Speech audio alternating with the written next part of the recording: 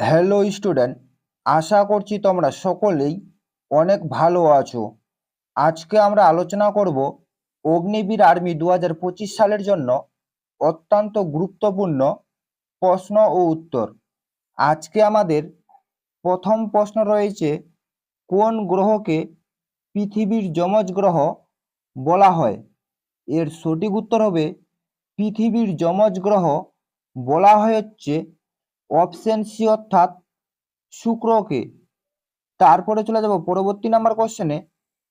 পরবর্তী দ্বিতীয় number question রয়েছে, ভারতের দীর্ঘতম ও জাতীয় নদীর নাম কি? এর সঠিক উত্তর হবে ভারতের দীর্ঘতম ও জাতীয় নদীর নাম হচ্ছে অপশন বি অর্থাৎ গঙ্গা।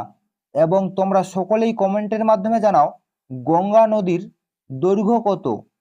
তারপরে চলে যাব পরবর্তী নাম্বার কোশ্চেনে। পরবর্তী আমাদের তৃতীয় নাম্বার কোশ্চেন রয়েছে, নিচের কোনটি সংবিধানের মূল অংশ নয়?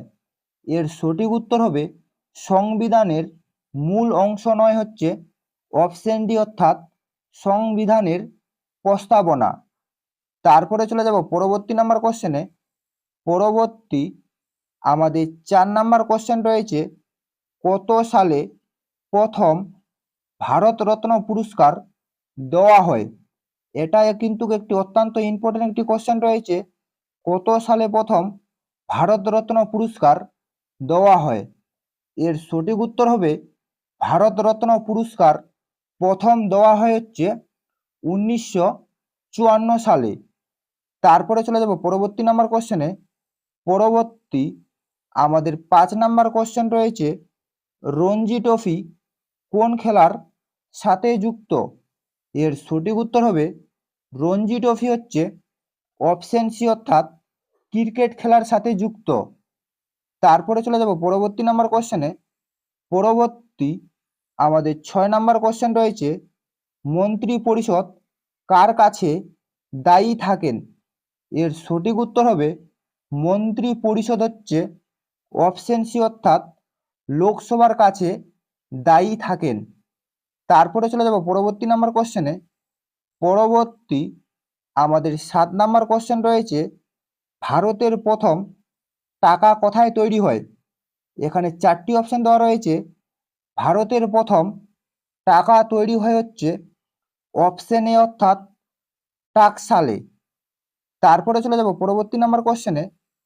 পরবর্তী 8 নাম্বার কোশ্চেন রয়েছে, ঘুমার কোন রাজ্যের লোকনৃত্য? এর সঠিক উত্তর হবে ঘুমার হচ্ছে অপশন বি অর্থাৎ রাজস্থান রাজ্যের লোকনৃত্য। তারপরে চলে যাব পরবর্তী নাম্বার কোশ্চেনে। পরবর্তী আমাদের 9 নাম্বার কোশ্চেন রয়েছে, বাংলার নানা সাহেব কাকে বলা হতো?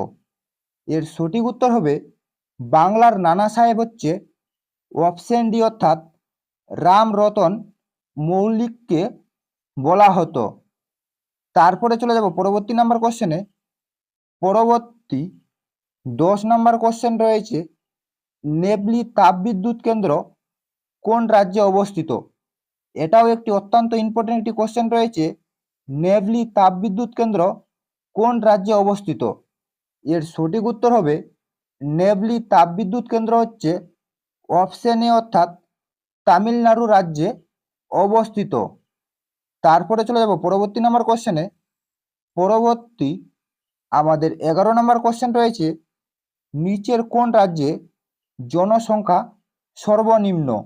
এর সঠিক উত্তর হবে জনসংখ্যা সর্বনিম্ন হচ্ছে অপশন সি অর্থাৎ সিকিম রাজ্যে। তারপরে চলে যাব পরবর্তী নাম্বার কোশ্চেনে। পরবর্তী 12 নম্বর কোশ্চেন রয়েছে, ভারতের সবচেয়ে বৃহত্তম রামসার সাইট কোনটি? এখানেও 4টি অপশন দেওয়া রয়েছে। ভারতের সবচেয়ে বৃহত্তম রামসার সাইট কোনটি? এর সঠিক উত্তর হবে ভারতের বৃহত্তম রামসার সাইট হচ্ছে অপশন এ অর্থাৎ সুন্দরবন। তারপরে চলে যাব পরবর্তী নাম্বার কোশ্চেনে। পরবর্তী আমাদের 13 নম্বর কোশ্চেন রয়েছে, মীনাক্ষী মন্দির কোন রাজ্যে অবস্থিত? এর সঠিক উত্তর হবে মীনাক্ষী মন্দির হচ্ছে অপশন বি অর্থাৎ তামিলনাড়ু রাজ্যে অবস্থিত। তারপরে চলে যাব পরবর্তী নাম্বার কোশ্চেনে। পরবর্তী আমাদের 14 নাম্বার কোশ্চেন রয়েছে, নিচের কোনটি রাজস্থানের প্রধান নদী?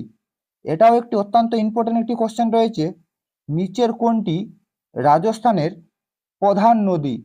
এর সঠিক উত্তর হবে রাজস্থানের প্রধান নদী হচ্ছে অপশন ডি অর্থাৎ লুনি।